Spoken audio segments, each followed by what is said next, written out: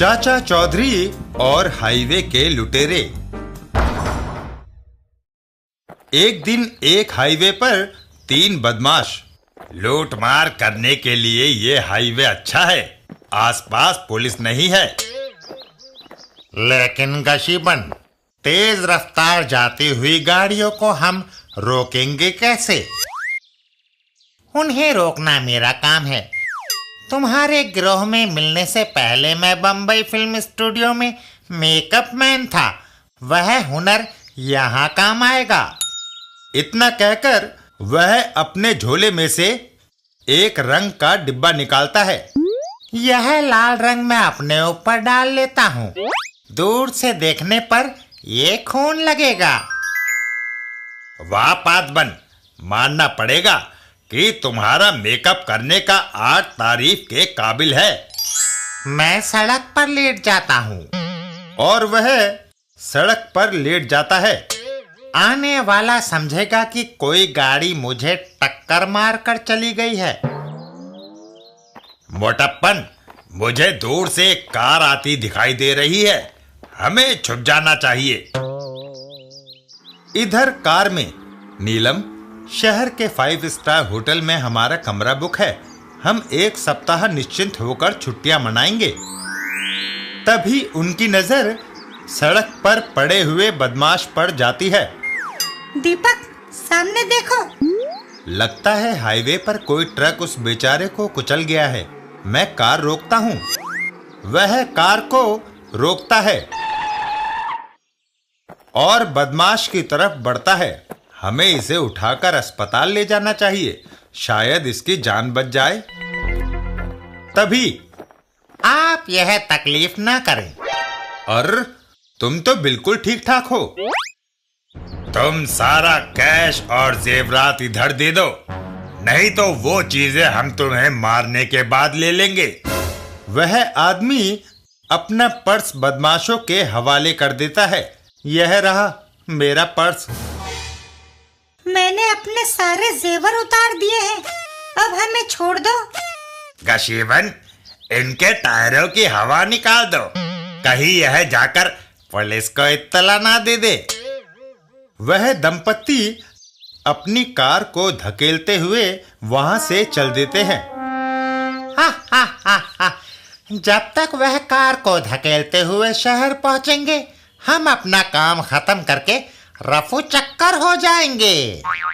थोड़ी देर बाद, अशोक, स्कूटर की रफ्तार धीरे करो, कहीं एक्सीडेंट ना हो जाए। कल्पना, तुम्हारा पति डॉक्टर है, अगर एक्सीडेंट हो भी गया तो जल्दी स्वस्थ करना मुझे आता है। तुम बेफिक्र होकर बैठो, मुझे शहर जाकर अस्पताल में ड्यूटी ज्वाइन करनी है। अच्छा, सामने देखकर स्कूटर ड्राइव करिए डॉक्टर साहब। डॉक्टर साहब अपने स्कूटर को ब्रेक लगाते हैं। बाप रे कल्पना, अगर तुम सचेत ना करती तो मेरा स्कूटर उस पर चढ़ गया होता। वह स्कूटर से उतरकर घायल की ओर बढ़ता है। इस जख्मी आदमी में कुछ सांसें बाकी हैं। तभी, दवाइयों की जरूरत नहीं, तुम सिर्फ अपनी जेबें ढीली करो। हैं? मैं उतना ही भला चंगा हूँ जितने के तुम। धोखा। अगर जान की खैर चाहते हो तो जो कुछ तुम्हारे पास है हमारे हवाले कर दो। यह मेरी महीने भर की तनख्वाह है। यह मेरे जेवर हैं। पातबन, टायरों की हवा निकाल दो। पातबन टायरों की हवा निकाल देता है। शुक्र मनाओ कि हम तुम्हारा स्कूटर नहीं छीन रहे, सिर्फ तुम्हें इसे धकेल कर ले जाना पड़ेगा। इधर चाचा चौधरी और साबू, आओ, हमें अगले शहर पहुंचना है। वहां पर एक संस्था मनोरंजन का रंगारंग कार्यक्रम कर रही है। उन्होंने हमें आमंत्रित किया है। चाचा जी, वहाँ नाटक और संगीत होगा, खूब अच्छा समय बीतेगा। चाचा चौधरी वहां से चल देते हैं। दिन ढलने से पहले हमें वहां पहुंच जाना चाहिए। हाईवे पर आए। चाचा चौधरी कार का हॉर्न बजाते हैं। अचानक, बाप रे, तुम तो कार मेरे ऊपर ही चढ़ाने लगे थे। मैंने तो कई बार हॉर्न बजाया था। हा, हा, हा, हा, हा, हा। चाचा चौधरी कार को पादबन के पीछे दौड़ाते हैं। अरे बाबा, गाड़ी रोको, क्या मुझे कुचलोगे? चाचा चौधरी ब्रेक लगाते हैं। लो, रोक दी। एक जख्मी आदमी को इतना तेज दौड़ते मैंने पहली बार देखा है। चाचा चौधरी। तभी बाकी के दोनों बदमाश वहां बंदूक लिए आते हैं। बस काफी हो गया, तुमने हमारे साथी को फिजूल में परेशान किया। तुम्हारे पास जो कुछ है निकाल कर रख दो। अबे बच गए। साबू, जो हो, तुम्हें देने के लिए हमारे पास ये है। ओह, आओ। इतना काफी है या और चाहिए? गलती हो गई, दया करो। ठीक है, जाओ, तुम्हें छोड़ दिया। चाचा चौधरी अपनी कार की ओर बढ़ते हैं। अरे, अब मेरे पीछे क्यों आ रहे हो? मैं पशु पेश में हूँ। अगर तुमने मेरी एक उलझन का उत्तर नहीं दिया तो मैं हमेशा परेशान रहूंगा। तुमने कैसे पहचाना कि मैं जख्मी नहीं हूँ? जहां तुम लेटे थे वहां तक सिर्फ टायरों के निशान हैं, लेकिन तुम्हें पार करते ही उनके साथ ड्राइवरों के जूतों के निशान भी शुरू हो जाते हैं, जो दूर तक जाते हैं। इससे पता चलता है कि तुम्हें जख्मी जानकर यात्री रुके होंगे। गाड़ियों के हवा निकाल दिए जाने पर वे उन्हें धकेल कर ले गए। एक जख्मी अपनी मदद को आए ड्राइवर की गाड़ी के टायरों की हवा क्यों निकालेगा भला? तुम्हारे ढोंगी होने का ये सबूत काफी था, समझे? चाचा चौधरी। इतना कहकर चाचा चौधरी अपनी कार में सवार होकर वहां से चल देते हैं। आओ साबू, चलें। बदमाश, क्या तुम जानते हो उस आदमी का नाम क्या है? कौन था वह? चाचा चौधरी। तुम्हें कैसे पता? विश्व में वही एक है जिसकी बुद्धि तीक्ष्ण है। चाचा चौधरी का दिमाग कंप्यूटर से भी तेज चलता है।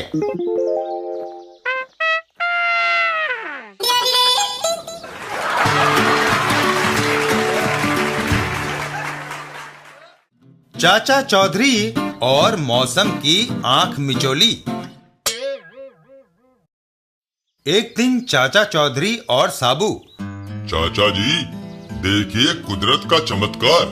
थोड़ी देर पहले घने बादल छाए थे और सूरज निकलते ही गर्मी हो गई। साबू, बेईमान आदमी की तरह मौसम का भी कोई भरोसा नहीं। एक बार मैं दिल्ली की गर्मी से बचने के लिए दार्जिलिंग पहुंचा। वहां पर आंधी और तूफान इतना था कि मैं घबरा कर अपने शहर आ गया। इतना कहकर चाचा चौधरी वहां से चल देते हैं। अच्छा, घर जाकर मैं नहाऊंगा, नहाने से गर्मी कम लगेगी। वहीं से कुछ दूरी पर। क्यों घंचो, मुझे बिना सलाम ठोके निकले जा रहे हो? बप्पन, तुझे क्यों सलाम किया जाए? तू अनपढ़, बेकार और आलसी है। तुझ में ऐसी कौन सी खूबी है कि आते जाते तेरा आदर किया जाए? मुझ में जो दिमाग है वह दूसरे किसी में नहीं। तुम नाम लो और बप्पन उसे उल्लू बना देगा। क्या तुम चाचा चौधरी को ठग सकते हो? यह बात मेरे लिए उतनी ही आसान है जितना कि अपनी मूंछों पर तेल लगाना। नामुमकिन। तभी उनकी नजर सामने से आते चाचा चौधरी पर पड़ती है। देखो, वह इधर ही आ रहा है। तुम 1 घंटे बाद आना और देखना, अगर चाचा चौधरी बिना कपड़ों के मेरे घर से ना निकला तो मैं तुम्हें 100 रुपया दूंगा। नहीं तो इतना पैसा तुम मुझे देना मैं चालाकी से उसके सारे कपड़े उतरवा लूंगा। ठीक है। चाचा चौधरी और बप्पन। चाचा जी आइए, बैठिए। अबे बच गए। नहीं बप्पन, गर्मी बहुत है, घर जाकर नहाऊंगा। मैं आपको शरबत पिलाऊंगा, उससे शरीर में ठंडक पहुंचेगी। ठीक है। चाचा चौधरी घर के अंदर। आप कमरे में बैठो, मैं अभी शरबत लाता हूँ। चाचा चौधरी के कमरे के अंदर जाते ही बप्पन बाहर से कुंडी लगा देता है। वह अंदर गया, बाहर से दरवाजा बंद कर दिया जाए। कमरे के अंदर जो हीटर रखा है उसका स्विच बाहर है, उसे चला देता हूँ। अबे क्या करता है? गर्मी का मौसम, ऊपर से हीटर का ताप। चौधरी घबराकर सारे कपड़े उतार देगा। तभी अचानक ओह, बिजली कड़की, ओलों की वर्षा, मौसम अचानक बदला। चाचा चौधरी हीटर का ताप बढ़ा देते हैं। ओलों से ठंड हो गई है। शुक्र है हीटर से कुछ गर्माहट आई। मैं ताप के वॉल्यूम को तेज कर देता हूँ। 1 घंटे बाद। इस ठंडे मौसम में बाहर निकलना तो नहीं चाहता था, पर बप्पन से शर्त जो लगी है। इधर चाचा चौधरी ठंड के कारण कपकपी आने लगी।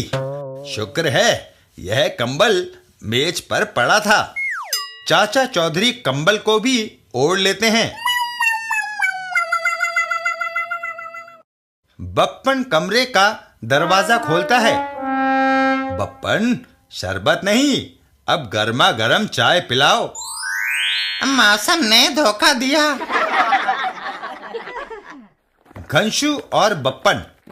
गंशु, ये रहा तुम्हारा 100 रुपया। हाय मौसम।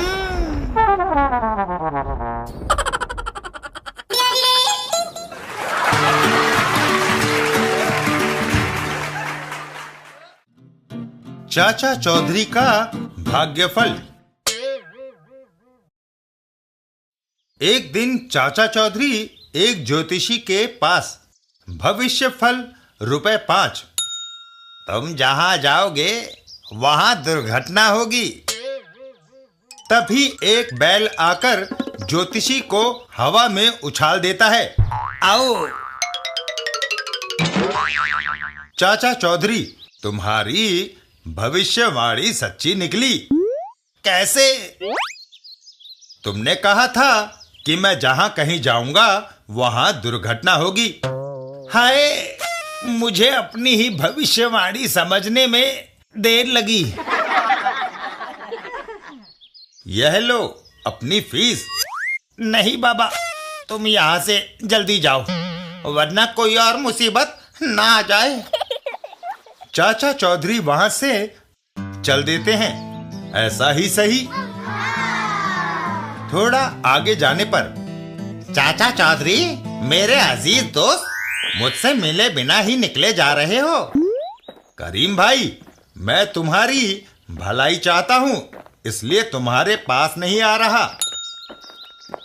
मैं जहां जाऊंगा वहां दुर्घटना होगी। चौधरी, अब मजाक करने की तुम्हारी पुरानी आदत नहीं गई। भला यारों के कारण भी दुर्घटना होती है। करीम भाई चाचा चौधरी का हाथ पकड़कर अपने घर की ओर चल देते हैं। मैं जब कभी तुम्हारे यहाँ जाता हूँ तुम मुझे लजीज खाना खिलाए बगैर नहीं आने देते। आज मैं तुम्हें नाश्ता कराए बगैर नहीं जाने दूंगा। घर के अंदर। मुई बिल्ली दूध पी गई। मैं तुम्हें ऐसा सबक सिखाऊंगी कि फिर कभी तू इधर नहीं आएगी। इतना कहकर वह बेलन बिल्ली पर दे मारती है, जो सीधा जाकर उसके पति के सर से टकराता है। आओ। दोस्त, अब तो यकीन आ गया कि मैंने जो कहा था वह सच था। इतना कहकर चाचा चौधरी वहां से चल देते हैं। आज का दिन गुजर जाने दो, फिर मैं तुम्हारे घर आऊंगा। एक जगह पर। तुम मुझे क्यों मारना चाहते हो? मैं हर रोज एक खून करता हूँ। आज तुम हाथ लग गई, इसलिए तुम मरोगी। ठहरो, तुम्हें एक व्यक्ति का कत्ल करना है। उस महिला की जगह मैं मरने को तैयार हूं। वह बदमाश उस वृद्ध औरत को आजाद कर देता है। जाओ, तुम्हारी जिंदगी के कुछ और दिन बाकी हैं। मौज करो, मुझे दूसरा शिकार मिल गया है। मुझे रस्सी से बांधने की जरूरत नहीं, मैं खुद ही मरने आया हूं। ठीक है। इतना कहकर वह बदमाश अपनी तलवार वार करने के लिए उठाता है। तभी पेड़ के ऊपर से एक नारियल टूटकर उस बदमाश के सर पर आ गिरता है। आह! उसी वक्त पुलिस वहां आती है। इस भागे हुए मुजरिम की हम तलाश में थे, मगर चाचा चौधरी आप कहां चले? इंस्पेक्टर साहब, मैं आपकी भलाई के लिए ही यहां से जा रहा हूं। चाचा चौधरी,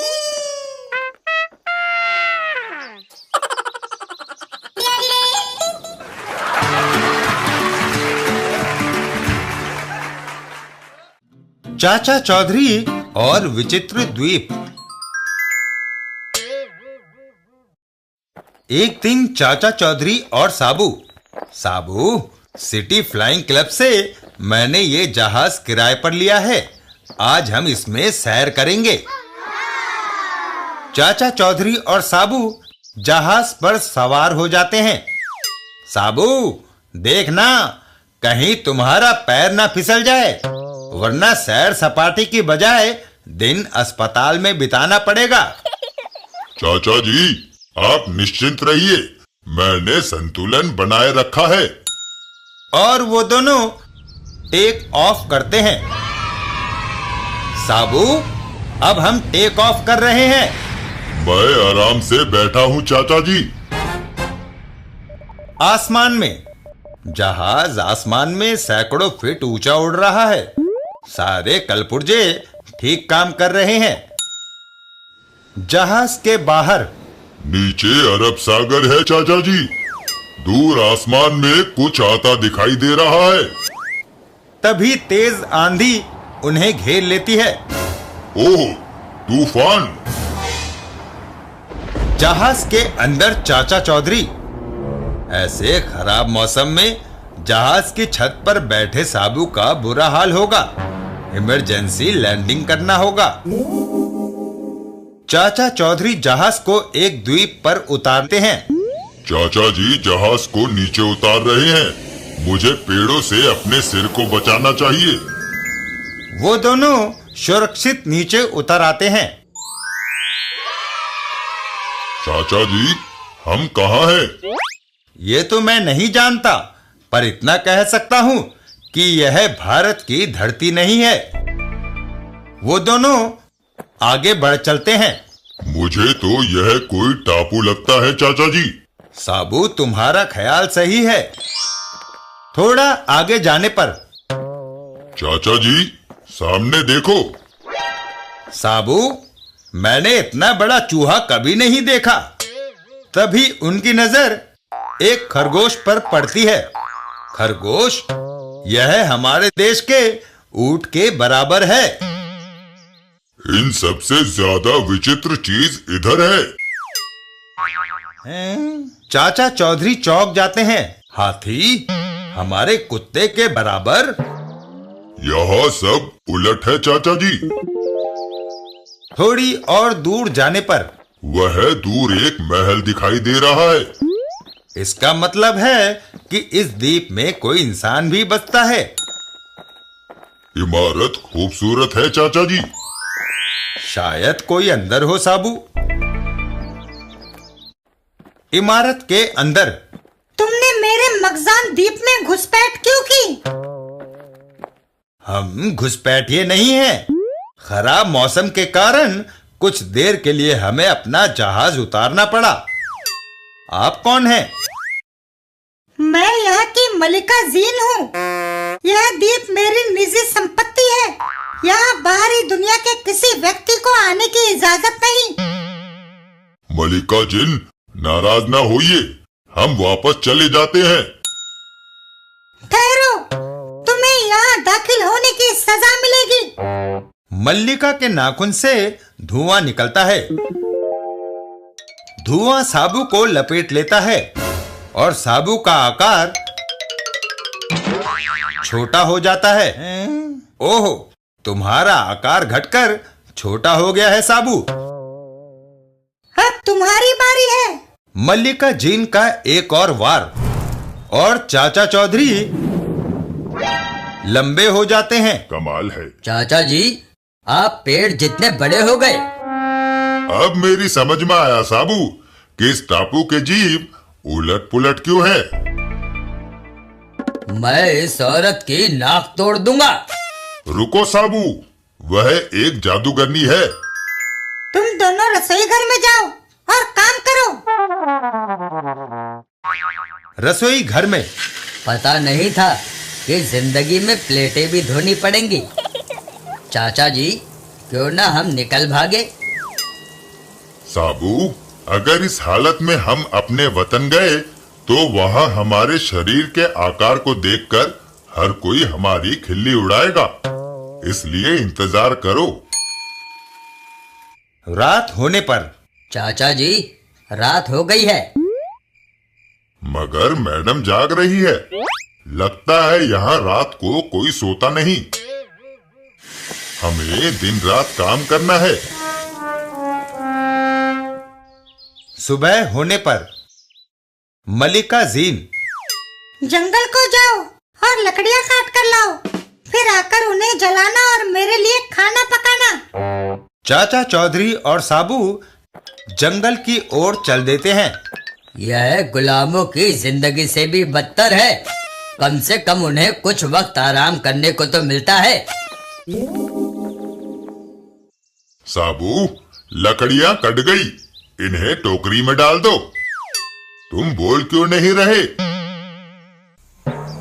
वहीं पास में साबू वह सो रहा है, पर इस मगजान द्वीप पर किसी को नींद नहीं आती। चाचा चौधरी थोड़ा नजदीक जाते हैं। अब समझ में आया, इन फूलों में एक अजीब मादक सुगंध है जिसने साबू को सुला दिया। मैं इसे इस झाड़ी से दूर ले जाऊं। चाचा चौधरी साबू को उठाते हैं और वहां से चल देते हैं। अगर मैं यहाँ ना होता तो यह पता नहीं कब तक सोता रहता। एक नदी के किनारे पर चाचा चौधरी साबू के मुंह पर पानी का छींटा मारते हैं। अगर सोता रहेगा तो लकड़ियाँ इकट्ठी कौन करेगा? ओह, पता नहीं मुझे कैसे नींद आ गई चाचा जी। याद है कि मैं उन खूबसूरत और सुगंधित फूलों में से एक तोड़ने गया था। साबू, तुम्हें पता नहीं कि अनजाने में तुमने एक महत्वपूर्ण खोज की है जो शायद हमारी आजादी का कारण बने। चाचा चौधरी पगड़ी से नाक को ढककर वह फूल तोड़ने लगते हैं। यह फूल मलिका जीन को भी सुला सकते हैं। उस निर्दयी जादूगरनी के लिए एक गुलदस्ता बनाया जाए। गुलदस्ता लेकर चाचा चौधरी वापस चल देते हैं। चाचा जी, यह पहेली मेरी समझ में नहीं आ रही। वक्त आने पर सब समझ जाओगे। आओ, महल को वापस चलें। मलिका जीन के महल में लकड़ियाँ लाने में इतनी देर? इससे पहले कि मैं तुम्हें सजा दूं, विलंब से आने का कारण बताओ। मलिका, हम तुम्हें पेश करने के लिए खूबसूरत फूलों का गुलदस्ता बना रहे थे। तुमने अपना मुंह क्यों छुपा रखा है? मलिका, मुझे जुकाम है। यह छुआछूत की बीमारी है। करीब आने से कहीं आपको ना लग जाए। मलिका जीन गुलदस्ता लेकर सूंघती है। आहा, इन फूलों की खुशबू बड़ी मनमोहक है। अबे बच गए। और मलिका जीन को नींद आ जाती है। वह सो गई। फूलों ने अपना करिश्मा दिखाया साबू। वाह चाचा जी, लेकिन जादूगरनी जीन को सुला देने से हमारा क्या फायदा हुआ? आप पहले जैसे बड़े आकार के और मैं छोटा हूँ। साबू, थोड़ा धीरज रखो। इस महल में कहीं से कैंची ढूंढ कर लाओ। साबू एक अलमारी के नजदीक पहुंचता है। वह कहाँ मिलेगी?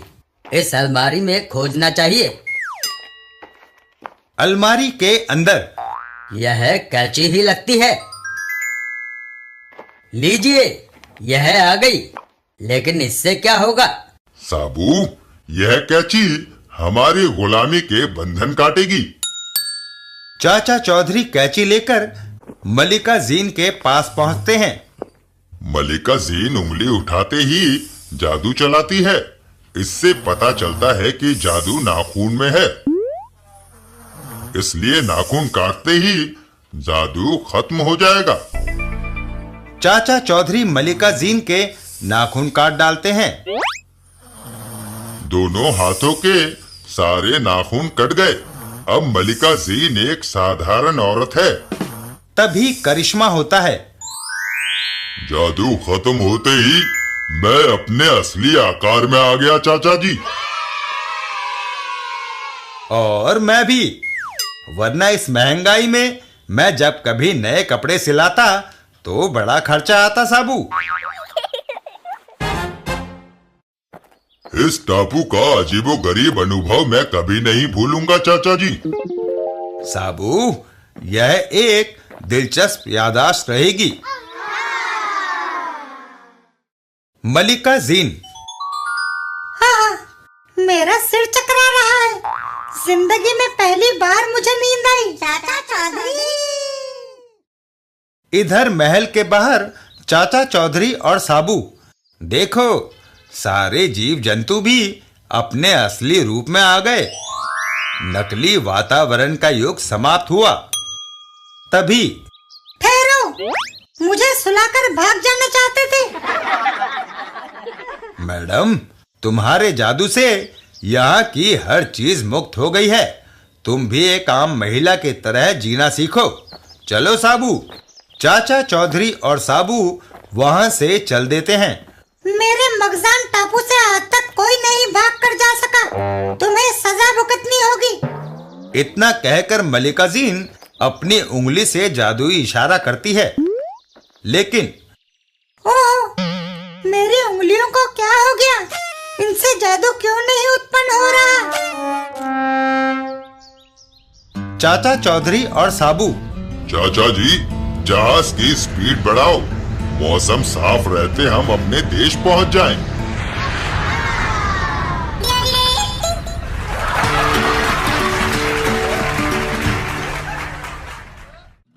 चाचा चौधरी और खेल खिलाड़ी। एक दिन खेल के मैदान में। मंगर, इस बार मैं सेंचुरी बनाने जा रहा हूँ या फिर शून्य। यह गई मेरी स्पिन बॉल। बैट्समैन बॉल को एक जबरदस्त शॉट लगाता है। यह गेंद फील्डर नागजोन के सिर के ऊपर से निकल जाएगी। तभी फील्डर नागजोन एक जाला निकालता है और बॉल को उसमें लपक लेता है। आउट। इस तरह से किया गया कैच क्रिकेट के नियमों की किसी किताब में नहीं माना जाता। हमारे खेल में सब चलता है। बैट्समैन वापस चल देता है। जाओ पवेलियन में और अगला बैट्समैन भेजो। अगला बैट्समैन साबू। फिक्र न करो मंगर, मैं आ रहा हूँ। हाय, अगला बैट्समैन बड़ा लंबा चौड़ा है। मंगर, जब तक मेरा ये जाल है कोई भी बैट्समैन आउट करना मुश्किल नहीं। बस तुम गेंद थोड़ी उछाल देना। मंगत गेंद को थोड़ा उछाल कर फेंकता है। मेरी अगली गेंद।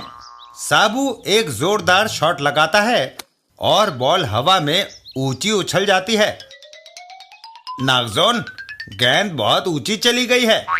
जब भी वह नीचे आएगी मेरे जाल में गिरेगी और लंबू आउट। अबे बच गए। बॉल नीचे आकर सीधा जाल में गिरती है और फील्डर की नाक तोड़ देती है। आओ। हाय, मेरी ना गेंद ने इसे जख्मी कर दिया। मंगत, मेरा जाल और नाक दोनों टूट गए। तुम फील्ड के बाहर जाओ, तुम्हारे बदले मैं दूसरा खिलाड़ी बुलाता हूँ।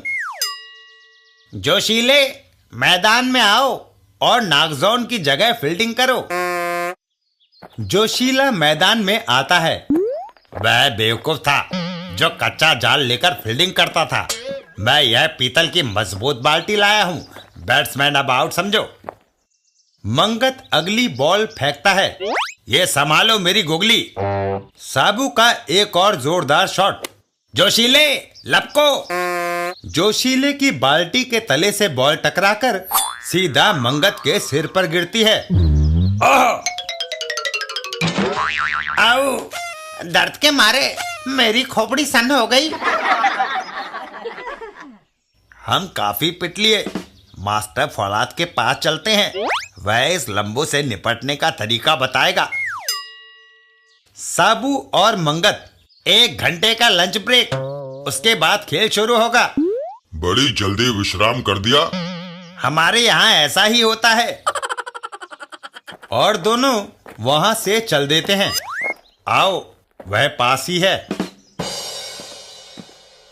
मास्टर फौलाद, एक बैट्समैन हमें खूब पिदा रहा है, उसे आउट करने का कोई तरीका? मैं उसे हमेशा के लिए आउट कर दूंगा।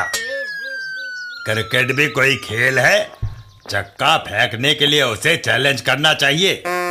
पर वह तुमसे ज्यादा बलिष्ठ है और चक्का फेंकने में भी तुम्हें मात दे सकता है। वह मुझे तब हराएगा जब चक्का फेंकेगा। मेरी योजना है कि उसे पहले ही नकारा बना दूं। मेरे हाथ में जो है ये चक्का मैं फेंकूंगा। मेरे प्रतिद्वंदी ने जो फेंकना है वह चक्का इधर अंदर है।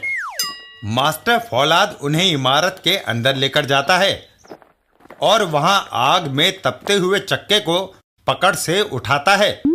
देखो, भट्टी में तपकर यह लोहे का चक्का गर्म हो गया है। जब वह इसे उठाएगा तो उसका हाथ झुलस जाएगा और वह क्रिकेट का बैट पकड़ने के काबिल नहीं रहेगा। कमाल है। जाओ जोशीले, उसे बुलाकर लाओ। जोशीला वहां से चल देता है।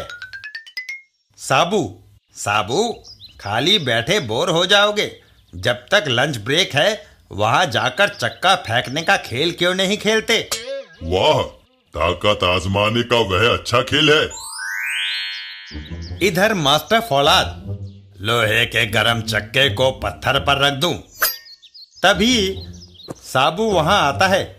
क्या यहाँ प्रतियोगिता हो रही है? हाँ, मैं तुम्हें चैलेंज करता हूँ। देखना है कि तुम में कितना दम है। मास्टर फौलाद अपने हाथ में थमे चक्के को हवा में जोर से उछाल देता है। यह गया मेरा चक्का। दूसरा चक्का उठाओ और मेरे चक्के से ज्यादा दूर फेंक कर दिखाओ, नहीं तो हार कबूल करो। मैं कोशिश करता हूँ। साबू चक्के की ओर बढ़ता है। तभी साबू, उसे मत उठाना। है? छछुंदर, तुम हमारा खेल रोकने आए हो? मैं तुम्हारा खेल रोकने नहीं आया। मैं सिर्फ यह कह रहा हूँ कि इस चक्के पर राख लगी है। जो इसे उठाएगा उसके हाथ मैले हो जाएंगे।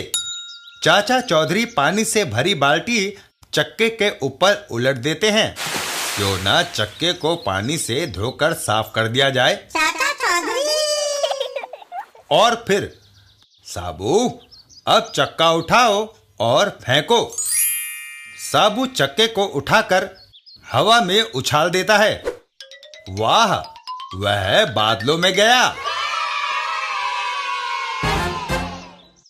मंगत, लंच ब्रेक खत्म हो गया। आओ, अब क्रिकेट मैच शुरू करें। तौबा, मैं हार स्वीकार करता हूँ।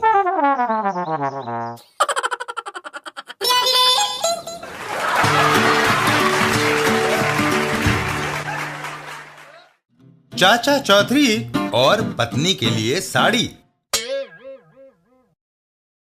एक दिन चाचा चौधरी के घर पर। आओ खुशी राम, कैसे आना हुआ? चौधरी जी, मेरे बेटे की शादी है। आप पति पत्नी को बारात में शामिल होने का निमंत्रण देने आया हूँ। सिर्फ पति पत्नी? अरे भाई, हमारे परिवार का एक और भी सदस्य है। जो बाहर बैठा है? हाँ। अगर मैं इसे ले गया तो सारी बारात भूखी वापस लौट आएगी। सबका खाना यह चट कर जाएगा। इतना कहकर खुशी राम वहां से चल देता है। अच्छा, चलता हूँ। ठीक समय पर पहुंच जाइएगा। चाचा चौधरी और चाची, भगवान, शादी में जाने के लिए तैयारी कर लो। मैं यह फटी पुरानी साड़ी पहनकर वहाँ नहीं जाऊंगी। तुमने कभी मुझे कोई साड़ी लेकर नहीं दी। चाची! झूठ मत बोलो, यह साड़ी जो तुमने पहनी हुई है हमारी तरफ से है। तुम्हारी तरफ से? वह कैसे? हमारी शादी पर इसे तुम्हें मेरे ससुर जी ने दिया था। हैं? चाचा चौधरी और चाची घर से बाहर चल देते हैं। चलो, कल एक मनी ऑर्डर आया था, उन पैसों से मैं तुम्हें साड़ी ले देता हूँ। मनी ऑर्डर कहाँ से आ गया? तुमने अपने भाई को राखी नहीं भेजी थी? मेरे साले ने उसके पैसे भेजे हैं। वहीं से कुछ दूर एक फुटपाथ साड़ियां। शाकंभी, इस बार काफी कमाई हुई। हाँ रीबना, अगर इसी तरह हमारी साड़ियाँ बिकती रही तो हम अच्छा मुनाफा कमा कर ले जाएंगे। तभी वहां कुछ औरतें आती हैं। साड़ी वापस लो, पैसे लौटाओ। अरे बाप रे, ये वे महिलाएं हैं जो हमसे साड़ियाँ खरीद कर ले गई थी। मैंने जब साड़ी पहनने के लिए खोली तो वह फटी निकली। साड़ी को जब धोया तो वह सिकुड़ कर रुमाल बन गया। देखिए, आपकी शिकायतों के साथ ये साड़ियाँ हम कंपनी को भेज देंगे। वहाँ से जब मुआवजा आएगा अपने पैसे ले जाना। ये सुनकर सभी औरतें वापस चल देती हैं। कहो, कैसी रही? रीपना, सचमुच तुमने औरतों को बेवकूफ बनाकर टरका दिया।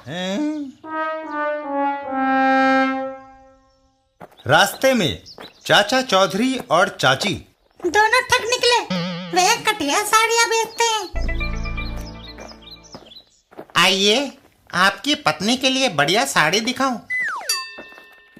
लेकिन वह महिलाएं आपकी शिकायत करती जा रही थी। अजी छोड़िए, औरतें झूठ बोलती हैं। शहर में सबसे अच्छी साड़ियाँ हमारे यहाँ मिलती हैं। देखिए, ये खूबसूरत डिजाइन मुझे पसंद है। भाग्यवान, जरा ठहरो। अरे भाई, तुम इसे जरा पहनकर तो दिखाओ। वह दुकानदार साड़ी को पहनता है। देखिए, आपकी पत्नी इसे पहनकर फिल्म स्टार लगेगी। अच्छा, थोड़ा आगे चलो। जैसे ही वह आगे जाता है तो पानी फेंकते समय महाभारत का सीरियल ना निकल जाए। और वह औरत पानी की बाल्टी ऊपर से नीचे उड़ेल देती है। ओह, मेरे चेहरे पर हरा रंग तुम्हारी साड़ी का है। चलो भाग्यवान, अगर तुम वह साड़ी खरीदती तो तुम्हारा भी वही हाल होता जो उसका हुआ। बो हो। एक साड़ी स्टोर पर। सेठ जी, साड़ी खरीदनी है। आपसे कीमत नहीं लेंगे। क्यों? आपकी पत्नी हमारे शहर की है, वह हमारी बहन हुई। क्या कोई बहन से पैसे लेता है? कुछ देर बाद मेरे रिश्तेदार ने तुम्हें साड़ी दी। तुम्हारा रिश्तेदार? पर वह दुकानदार मेरे शहर का था, इसलिए वह मेरा रिश्तेदार था। तो क्या तुम्हारा रिश्तेदार मेरा रिश्तेदार ना हुआ? चाचा चौधरी,